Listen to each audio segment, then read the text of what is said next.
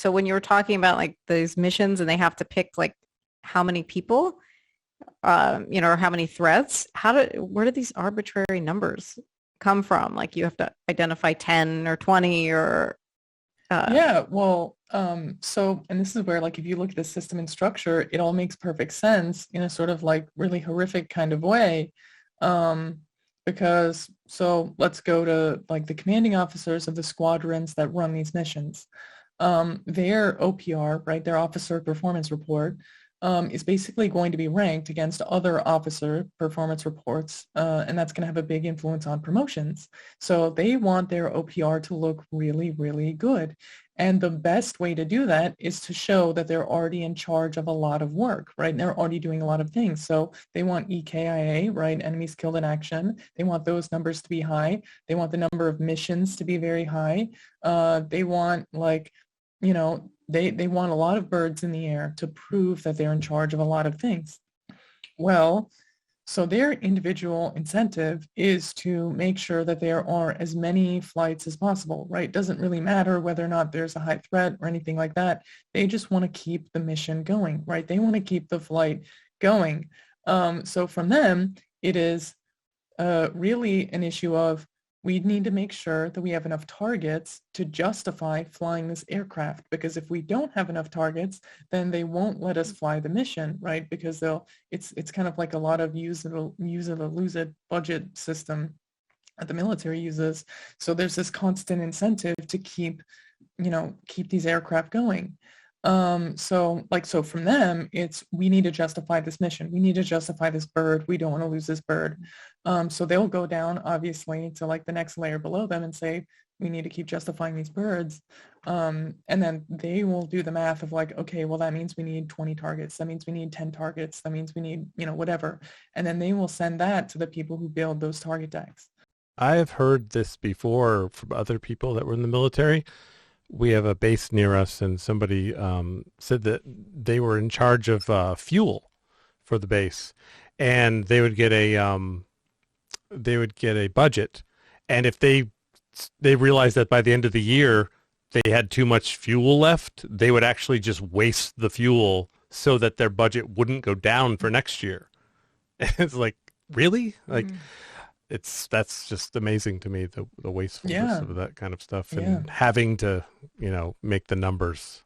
Yeah, I mean, and it gets really grim when you're talking about like wasting fuel is already bad because climate change is destroying our planet. But then when you're talking about like flying aircraft that have weapons on them, right, and basically saying we need to drop this many bombs, otherwise, my performance report isn't going to look good, and otherwise we're going to lose an aircraft and have a smaller budget next year, right? That's when you literally people are basically dying, not for freedom or anything like that. It's for people's performance reports. Which obviously has to do with money that the military industrial complex is trying to make and have influence on the people in charge.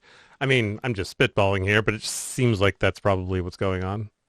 Oh yeah, most definitely. Like, because that's the thing, right? Like, the more these aircraft fly, the more we need to buy these aircraft. And so, like, there's this, the structure is built on purpose to make sure that the military budget is always expanding, that there's no option for it not to expand, because people's very careers depend on keeping this level of funding that we have this year and then adding more next year, right? So long as people are hungry for promotions in the military, which of course they will be, there will always be this drive, not only from the military, but also from the military industrial complex that profits off of that, for ever increasing military budgets, regardless as to whether or not there's any actual threat out there.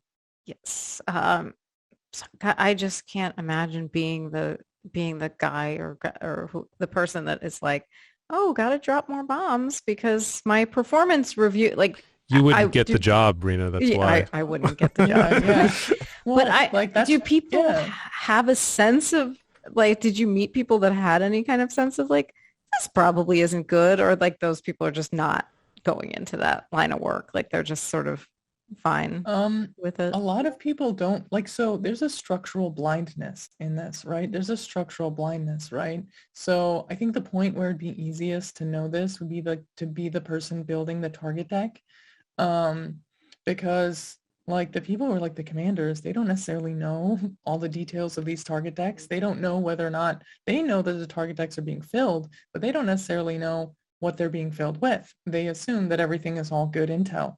And so there's a structural blindness. And even the people who are like responsible for like carrying out the missions, who are like watching the feeds and things like that, they don't necessarily know that that information might not be all that great.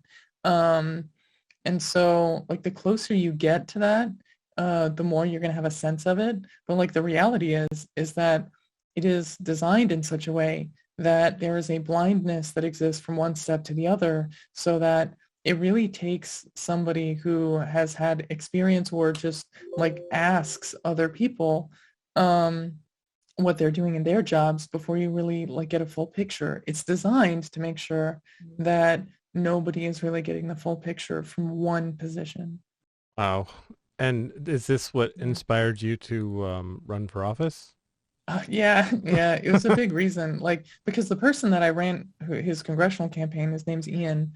Um, he was also in the military. He worked with me, right? We worked together.